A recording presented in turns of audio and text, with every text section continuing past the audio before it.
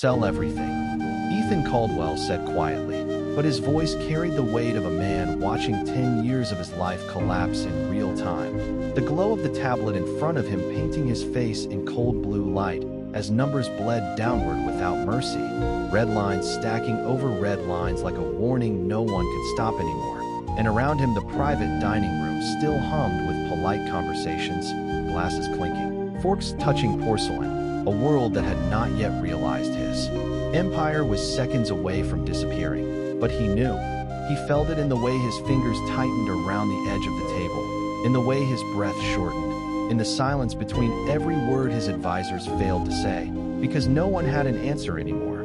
Not the analysts, not the board, not even him. The man who had built Caldwell Dynamics from a single office into a billion-dollar machine. And now it was all unraveling because of one decision, one aggressive move into a volatile market that had turned against him overnight. And he hated the quiet the most, hated how everyone suddenly avoided his eyes, how their confidence had dissolved into careful, empty phrases, until a voice broke through it all, soft, calm, almost out of place.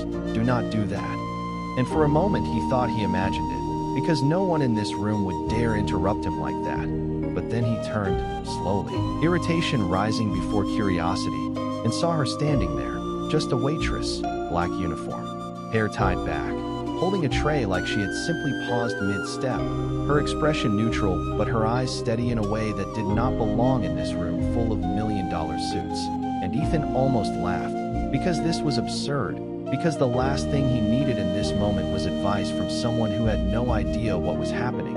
Yet something in her tone had not been uncertain, not hesitant, it had been precise, and that unsettled him more than he wanted to admit. "Excuse me," he said, his voice colder now, sharper, the kind that made people apologize instantly. But she did not apologize. She simply stepped closer, setting the tray down as if the room belonged to her just as much as anyone else. "If you sell now, you lock the loss and confirm the panic," she said quietly, and a few heads turned, confusion mixing with disbelief, because no one expected financial language from her.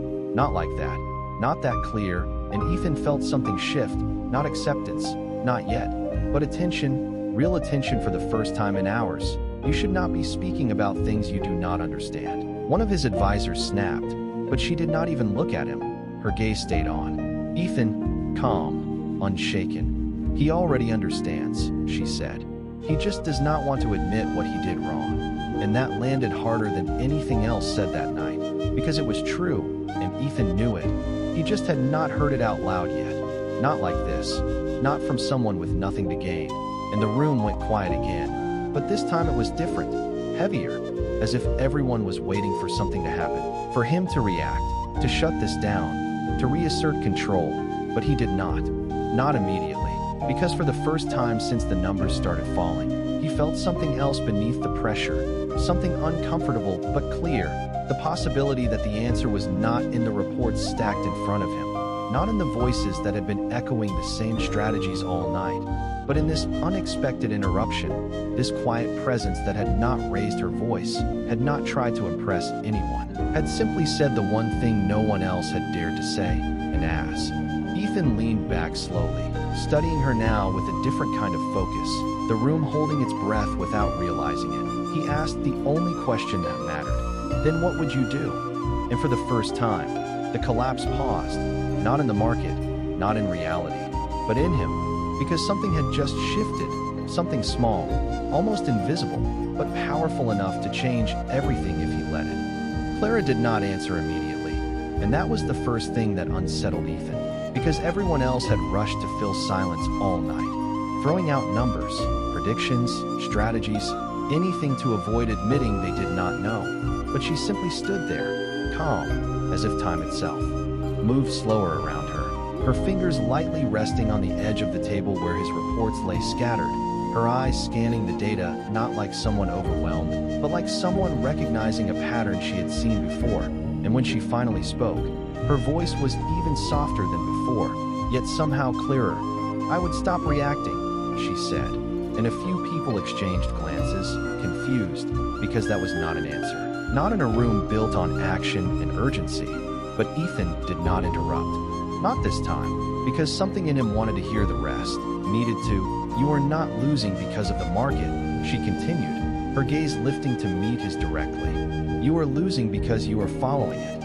And the words landed slowly, like a realization forming in real time, because that was exactly what he had been doing, chasing the drop, trying to control something already out of control. And she could see it in his expression, the moment the idea started to take root. Everyone here is trying to minimize damage, she added, glancing briefly at the others. But no one is asking why the damage is happening. And now the room was completely still. No interruptions, no objections, just silence, because they all knew she was right. They just had not said it. Your exposure is not the problem, she said, gently tapping one of the documents. Your timing is. And Ethan leaned forward slightly, his attention narrowing, focusing entirely on her now, the noise of the room fading into the background. Explain, he said, and this time there was no edge in his voice, only intent. You moved into a sector that was already inflated, she said, her words precise, controlled. You assumed growth would continue because it had always continued, but you ignored the signal that it was slowing, not stopping, just slowing. And when it slowed, you panicked. And panic makes you move faster than the market itself.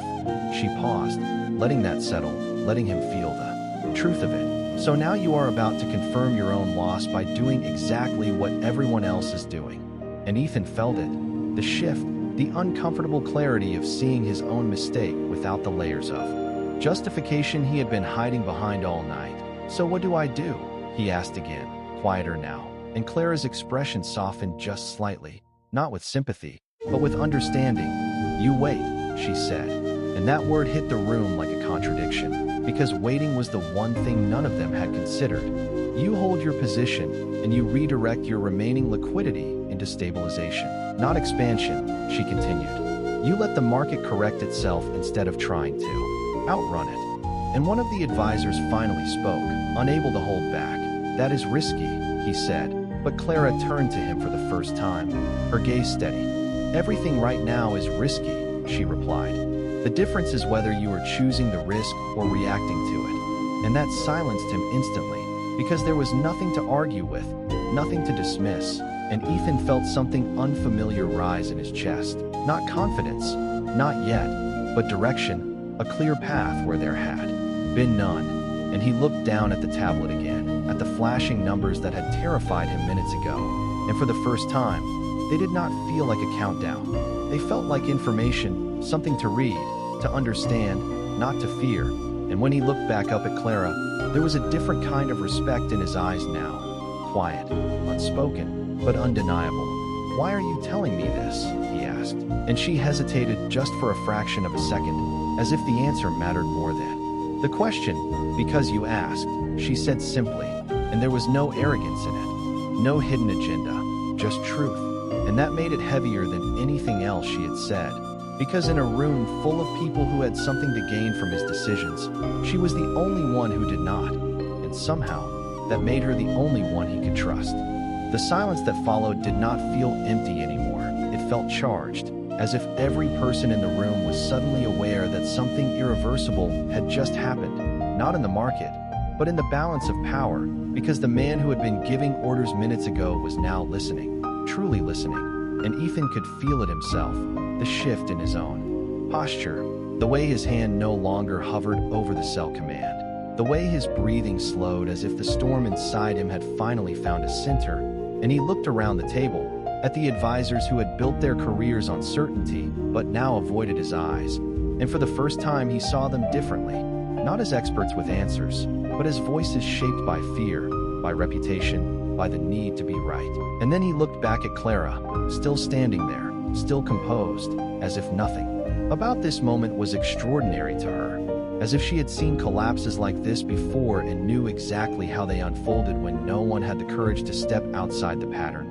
If I do nothing, he said slowly, choosing each word carefully, the board will panic.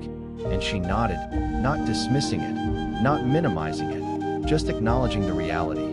Yes, she said, they will. And there was no comfort in her answer, only honesty. And the investors, he added, they will pull out faster. And again she nodded. Some of them will. she replied. The ones who never believed in the foundation, only the momentum. And that stung more than anything else, because he knew exactly who she was talking about. The people who had cheered the loudest when everything was rising, and would disappear the moment it slowed, and for a brief second doubt returned, sharp and familiar, pressing against his chest. So I just stand still and watch it fall, he said, almost challenging her now, testing the strength of what she was suggesting. And Clara shook her head slightly, the smallest movement, but enough to stop that thought from growing. No, she said. You stand still and watch who stays. And that changed everything, because suddenly this was not just about numbers, not just about loss. It was about clarity, about stripping away everything that had been built on assumption and revealing what was real. And Ethan felt it again, that uncomfortable but undeniable sense that she was not just analyzing the situation, she was reframing it entirely, turning what looked like collapse into something else, something sharper, more controlled. And he leaned back in his chair, his gaze dropping to the screen one more time. The red numbers still there, still moving. But now they no longer dictated his next move, they informed it. And that was a difference no one else in the room seemed to understand yet. Cancel the order, he said finally, his voice steady. And for a second no one moved, because they were not sure they had heard him correctly. All of them, he added, louder now, and one of the assistants hesitated, glancing at the advisors, waiting for confirmation, but Ethan did not. Look away from the screen, now, he said, and this time there was no hesitation. Fingers moved, commands were entered, and just like that, the action that would have locked in the collapse was gone, replaced by something far more uncertain, but also far more intentional. And the room shifted again, tension rising in a different way, because now they were no longer reacting, they were waiting, and waiting was harder, slower, more exposed. And Ethan could feel every second of it, every flicker on the screen, every glance from across the table. But beneath it all there was something new, something steady.